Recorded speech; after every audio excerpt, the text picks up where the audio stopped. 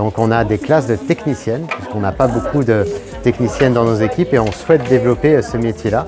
Et donc pour l'ouvrir aux femmes, on a créé des classes spécifiques où elles sont formées et ensuite elles peuvent devenir techniciennes sur le terrain. Depuis le début du programme, il y a plus de 160 techniciennes qui ont été formées et il y en a 120 à peu près qui ont été embauchées, qui ont rejoint nos équipes. On a maintenant un nombre significatif de femmes, techniciennes ou managers aussi, parce qu'il faut aussi penser aux équipes d'encadrement. Et progressivement, on voit cela évoluer vers un début de mixité. Alors le sujet de l'égalité femmes-hommes, c'est un sujet de long cours, c'est un sujet sur lequel l'ensemble des acteurs doivent se mobiliser.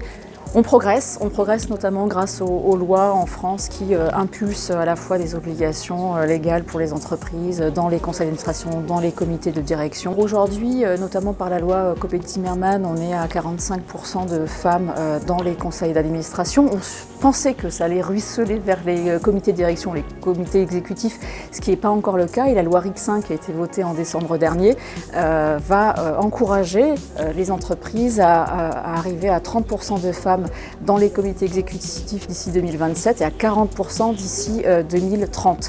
Aujourd'hui, on est à 21% dans les entreprises, dans les 120 entreprises les plus grandes de France. Donc il y a encore un travail à faire.